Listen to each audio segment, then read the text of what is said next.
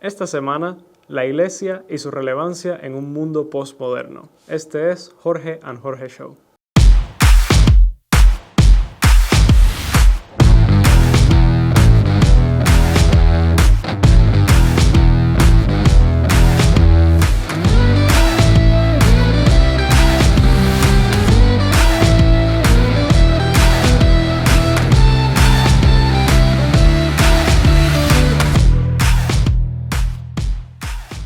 Bueno, después de estas mini vacaciones, a veces casi que forzadas, pues retomamos nuestros temas. Y bueno, ha habido alrededor de mi cabeza unos pensamientos. Hemos estado enfocados en dilemas que estamos enfrentando en nuestra sociedad, pero ¿y de la iglesia qué?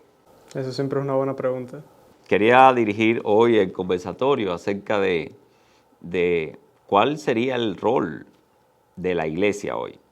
El que espera a Dios, el rol incluso que la sociedad pudiera necesitar de parte de la iglesia. Y quería aprovechar la situación de que pertenecemos a generaciones diferentes y incluso tenemos perspectivas diferentes como inmigrantes. Así que bueno, esto promete traer un poco de riqueza y perspectiva a la discusión. Pero bueno, antes de lanzarnos y no perdernos por el camino, quisiera más o menos que me compartieras cuál es tu definición de iglesia. O sea, cuando hablamos de iglesia, ¿qué estás viendo tú? Hasta donde mi entendimiento llega, iglesia tiene dos significados. Tiene un significado institucional y un significado espiritual.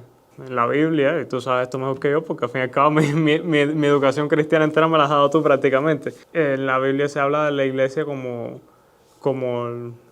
el cuerpo de Cristo, como los participantes, las personas, que no se refiere a un edificio, a una localización, pero cuando el cristianismo se instituye como la religión oficial del Imperio Romano, pues se convirtió en una institución que lleva de una forma u otra poder político, poder social, o al menos influencia. Y pues esas son las dos formas en las que se puede ver la iglesia, en dependencia de qué estás hablando. Ya un poco más contextual en nuestra realidad. O sea, ¿dónde ves la iglesia tú? En medio de todo toda esta pandemia combinado con todo este país tan cosmopolita y envuelto en estas situaciones coyunturales de política. O sea, ¿dónde ubicas esa iglesia? ¿Dónde la ubicas? Bueno, ¿Dónde la ves? El mayor problema es que no la veo casi.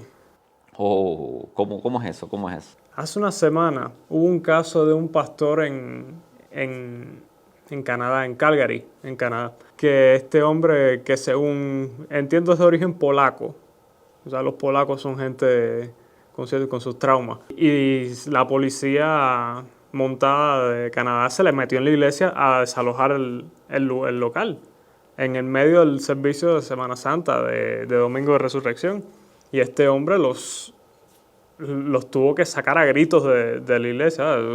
Una escena que recordaría ciertas escenas bíblicas. Yo veo eso y digo, esta es la primera vez que yo he visto en todo esto, sí, o por lo menos es la más significativa de todo lo que he visto en cuanto se refiere a la iglesia tomando una posición. En cuanto se refiere a la iglesia diciendo, no, esta línea no se puede cruzar. Tú no puedes infringir nuestras prácticas de esta manera.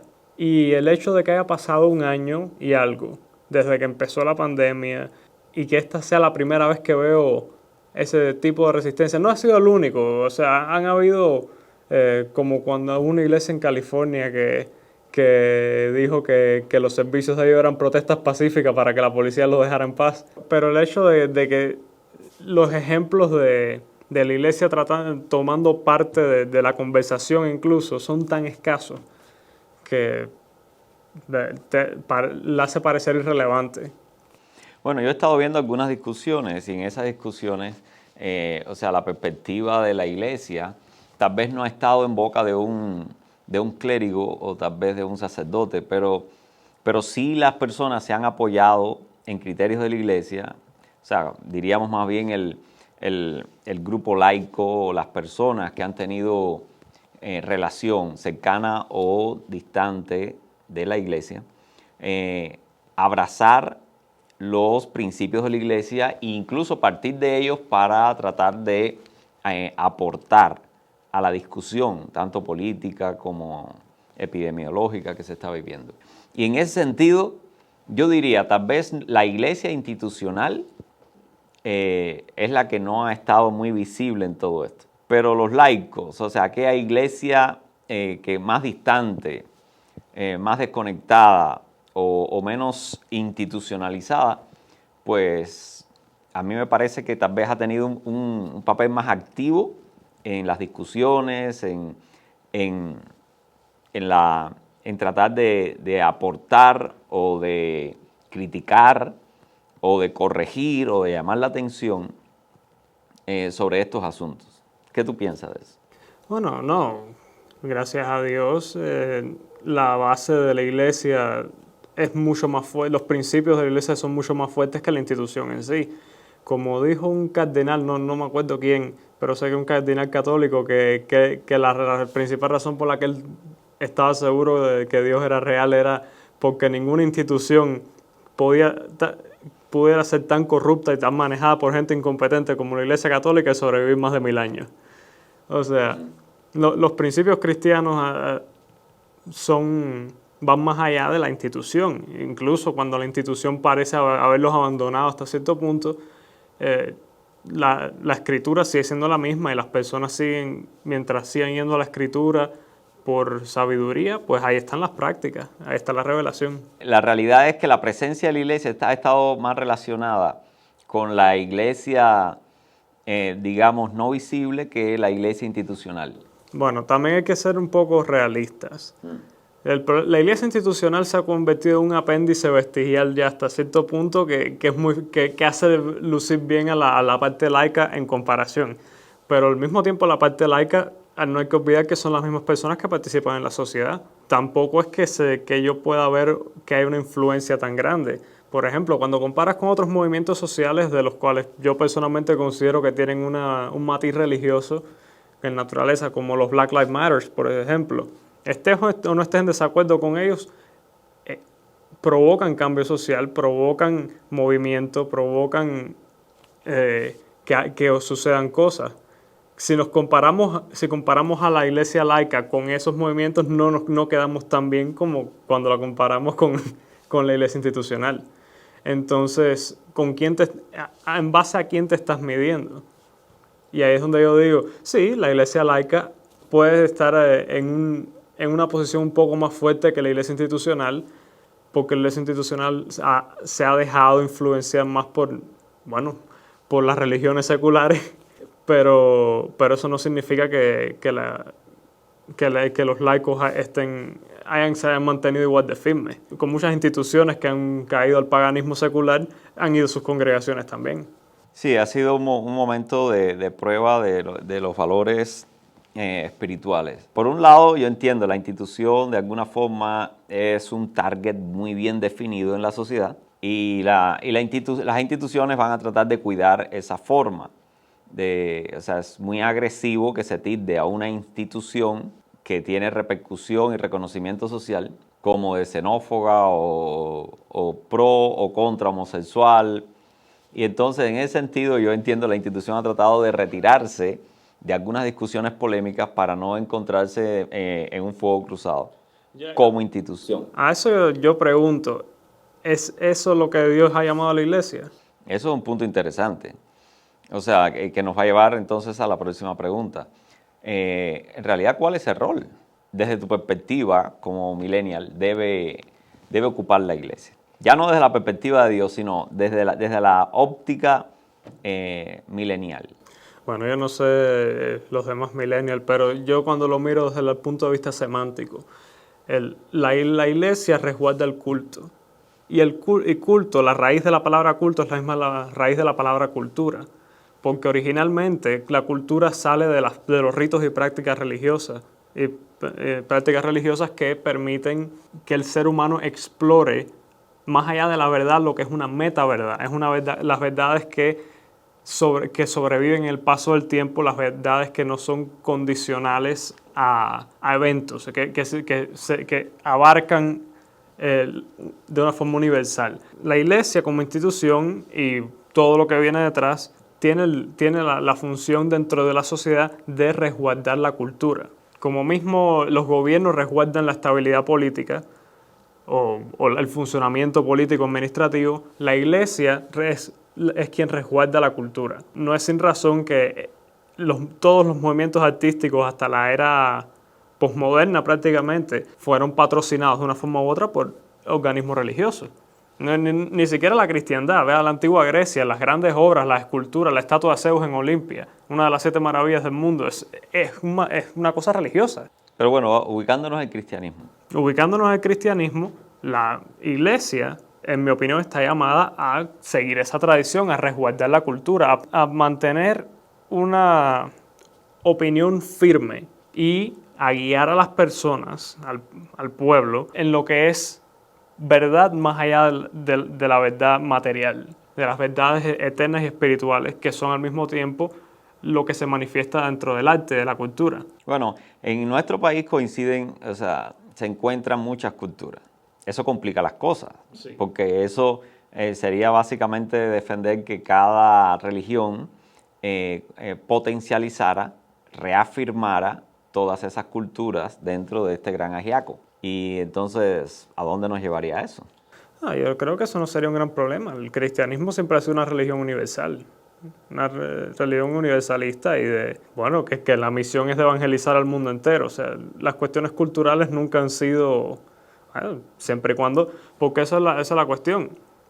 Tú puedes tener culturas, subculturas como lo culinario, como lo deportivo, como la forma en la que haces arte. Algunos hacen arte con esculturas de mármol, otros hacen arte con figuras de madera. Pero no se trata de la verdad en sí, sino de una metaverdad. Es que tanto la escultura de madera como la escultura de mármol reflejen la misma metaverdad. Y eso es lo que la iglesia resguarda y enseña y guía. Es a dónde estamos apuntando como sociedad. El gol de la sociedad, el lugar a donde tenemos que llegar, es la responsabilidad de la iglesia apuntar hacia ahí. O sea, estás suponiendo que la sociedad y la iglesia deben tener el mismo objetivo. No, que la iglesia le enseñe el objetivo a la sociedad. Intentando hacer eso, pues obviamente se va a encontrar con muchas otras metaverdades. En el mercado por decirlo así, de las metaverdades, la iglesia cristiana va a tener un asiento, pero se va a encontrar otros asientos ahí. No, como los ha tenido desde el principio.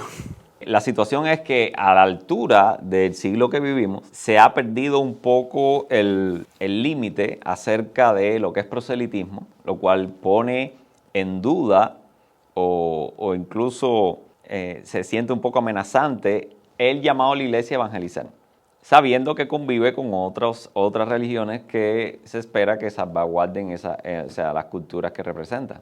Nos encontramos ahí en un punto serio y conflictivo. ¿Cómo resolverlo? Bueno, en primer lugar, yo siempre he dicho que estamos en una era post-evangélica. El mundo entero tiene acceso al mensaje. Con los dedos de una mano puedes contar la cantidad de tribus que hay escondidas en el mundo que nunca han escuchado hablar de Jesucristo. ¿Por qué? Porque misioneros han llegado a todos lados y donde no han llegado los misioneros ha llegado el internet. O sea, una Biblia ha llegado a algún lugar. En eso, el cristianismo ha sido hipereficiente.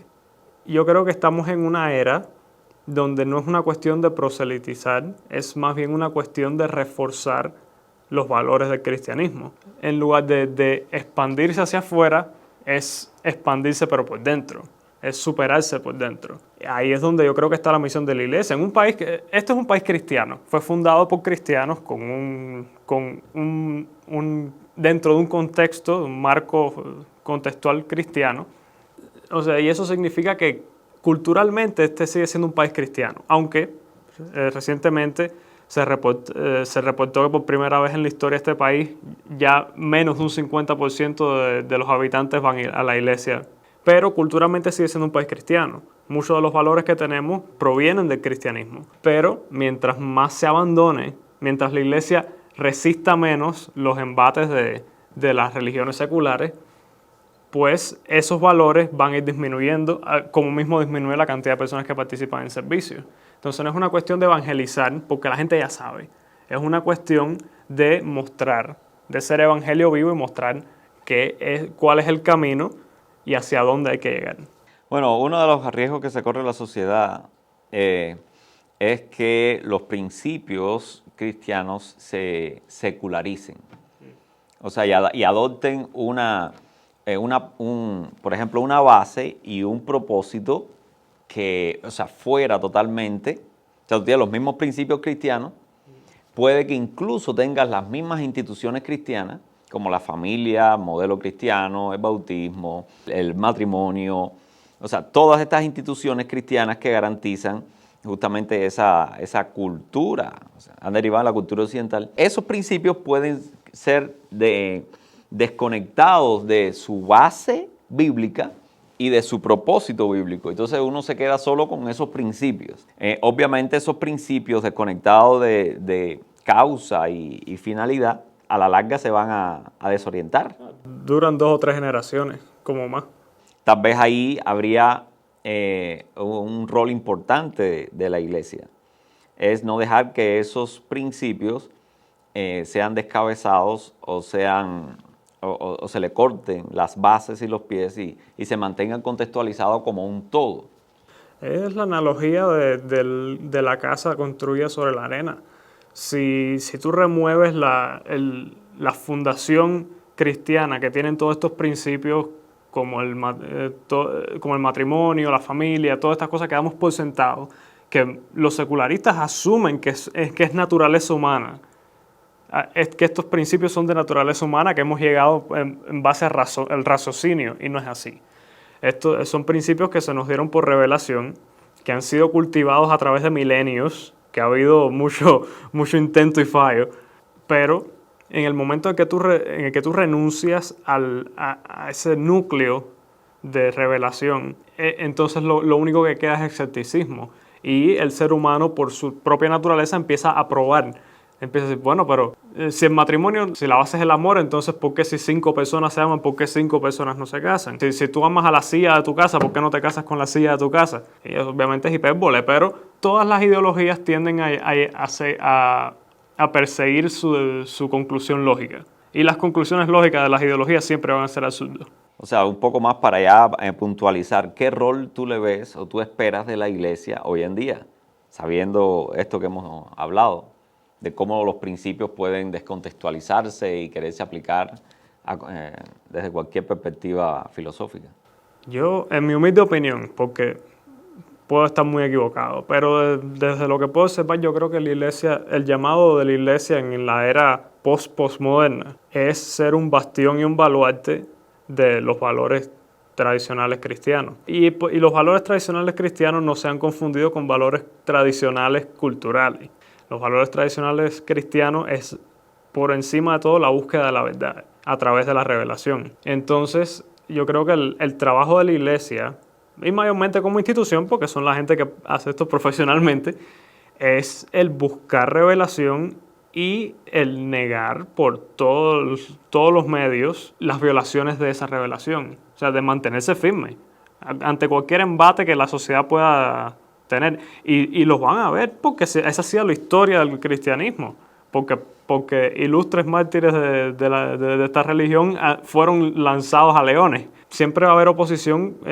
Jesucristo mismo lo dijo. Jesús nunca prometió que si lo seguías a él, ibas a encontrar la verdad y ibas a ser feliz. No. Lo que él prometió es que si lo sigues a él, encuentras la verdad y el mundo te va a querer matar. El mundo te va a querer perseguir.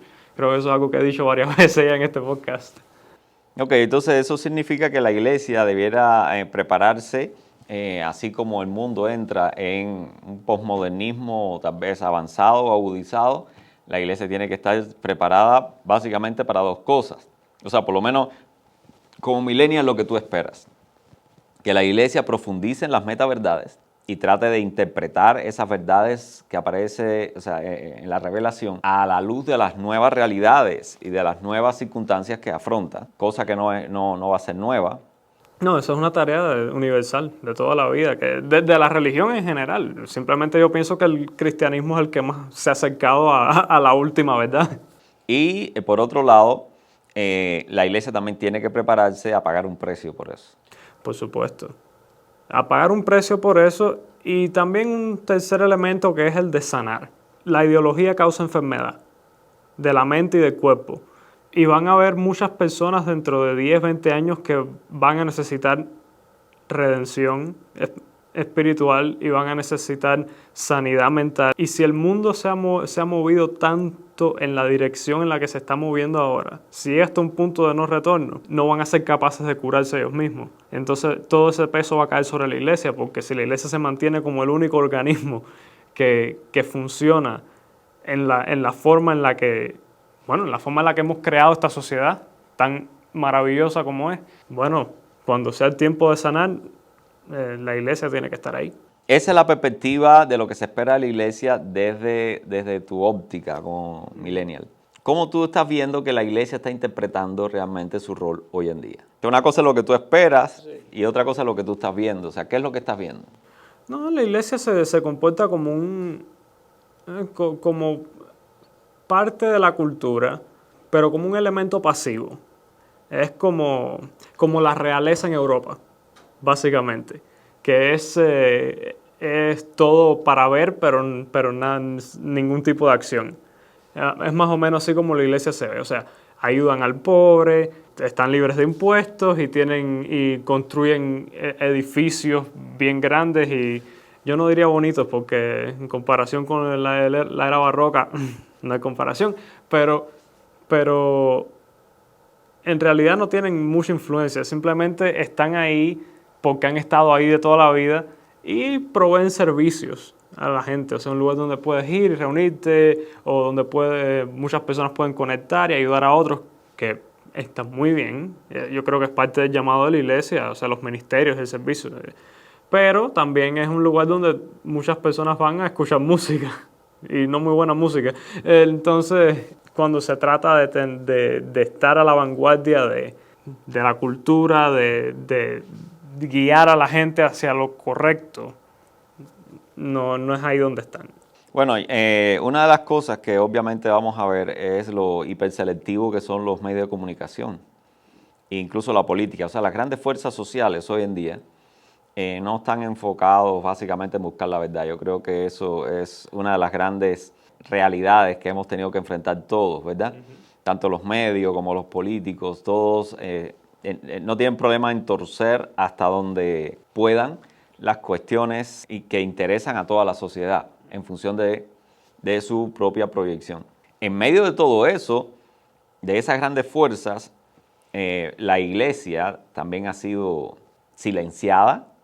O sea, los medios buscan básicamente los personajes que les interesan. Busca también acalla, como también aparece en las cuestiones políticas, acallan también a los líderes espirituales, a las voces de la iglesia que hoy quieren. Algunas voces de la iglesia y algunos de los que silencian son voces también de la iglesia.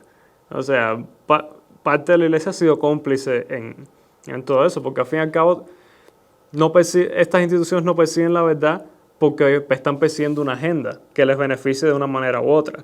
Ahora, la agenda de la iglesia, idealmente, o sea, a nivel de núcleo, es la agenda de Dios, y la agenda de Dios es la búsqueda infinita de la verdad. Ahora, cuando la agenda de la iglesia se convierte en sobrevivir, porque quizás existe la noción de que la iglesia se está muriendo porque los tiempos están cambiando, y la iglesia tiene que cambiar con los tiempos, y si significa ser un organismo vestigial como la monarquía en Europa, pues que así sea, porque hay qué sé yo, un número de obispos que tienen un buen trabajo y no lo quieren perder. Y eso se convierte en la agenda en lugar de la agenda de Dios. Y entonces estas son las personas que después se convierten en parte de toda esta maquinaria que asalta a la iglesia. Es muy fácil decir, el mundo me ataca, pero en realidad no fue el mundo el que traicionó a Jesús, fue uno de sus discípulos. La iglesia ha producido instituciones a través de la historia. Oh, sí. Esas instituciones de alguna manera pues nos han traído hasta acá. Y la realidad que estamos enfrentando hoy es que esas instituciones están siendo socavadas en todos los sentidos. Están siendo cuestionadas. Algunas están pasando vagamente la prueba de la sociedad. O sea, la sociedad la está atacando. Y otras sencillamente todavía no han estado en la palestra porque están un poco más en el terreno religioso, entiéndase el bautismo, la Santa Cena, que están más arraigadas, son instituciones que están más arraigadas a lo puramente espiritual. Son muy importantes también, uno no puede No, pero el hecho de que no haya tanta participación, o sea, que la sociedad lo vea un poco más distante, pues obviamente convive con ellas y si no tengo que profundizar en su significado, pues no me va a afectar. Entonces convivimos juntas. Pero todas esas instituciones básicamente nos han traído hasta acá. Y acá está muy bien. Y en este momento, pues, están siendo atacadas. La cuestión de la búsqueda de la verdad, la cuestión del matrimonio, La familia nuclear. de la familia, incluso de los principios de comunidad, comunidad de fe. Confianza. O sea, el papel de la fe en la búsqueda de esa verdad y en la proporción de fuerzas y esperanza para trascender a los conflictos del día a día. ¿Qué te parece que está pasando con esas instituciones cristianas? Yo quisiera devolverte esa pregunta a ti de vuelta, porque tú conoces esas instituciones mucho mejor que yo. Bueno, yo creo que esas instituciones están sufriendo el oleaje y el viento recio propia del ideario colectivo humano, humanista. Ya no desde el punto de vista religioso, porque la mayoría de las religiones mantienen una visión conservadora de esta familia. Pero las nuevas sociedades no están descansando conservadoramente en sus tradiciones para proyectarse adelante. Sencillamente están mirando con hambre y ansia el futuro y desde allá vienen a ver, modificando todo lo que ha sido tradición, todo lo que ha sido orden, tratando de, yo diría, un poco a ciegas, de encontrar con un golpe de suerte algo que satisfaga o que llene ese vacío que el ser humano tiene adentro. Pero no creo que ninguna de esas instituciones vaya a llenar el vacío que la gente, o sea, lo que la gente está buscando. ¿Instituciones como cuáles? O sea, no creo que modificar la familia, el concepto de familia, el concepto de matrimonio, no creo que desplazar la fe, no creo que burlarse de la esperanza, no creo que... Escepticismo. Exacto, no creo que el escepticismo, no creo que el cinismo, no creo que ninguna de esas actitudes contra las instituciones que nos han traído hasta aquí vayan. No estoy diciendo que no vayan a producir, a motivar una búsqueda más profunda y una contextualización más apropiada para estos tiempos de esas instituciones. Pero no es la idea, no es lo que estoy viendo. Creo que es lo que debe hacer la iglesia. Pero lo que estoy viendo desde el mundo, desde las sociedades, desde grandes movimientos humanos, lo que estoy viendo es un ataque, una fracción y un llegar a ninguna tierra. O sea, dejar que espontáneamente vayamos de un modelo de familia o sea, regular hasta ahora a no hay modelo de familia. Es un modelo de matrimonio bajo un compromiso, un pacto, todas esas cosas, a cuantos modelos de interacción entre seres humanos, no significa ya ni de diferente sexo.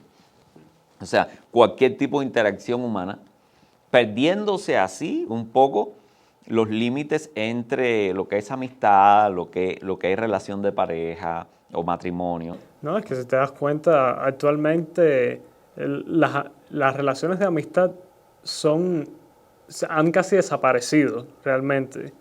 Es que todas las fronteras que permitían orientar y enfocar bastante las relaciones interpersonales se han borrado. Y entonces ahora las relaciones interpersonales quedan en un mar. En un limbo. En un limbo donde cualquier tipo, donde se puede aflorar hoy como amistad, mañana como relación de pareja, pasado explorando otro tipo de vertiente de relación interpersonal.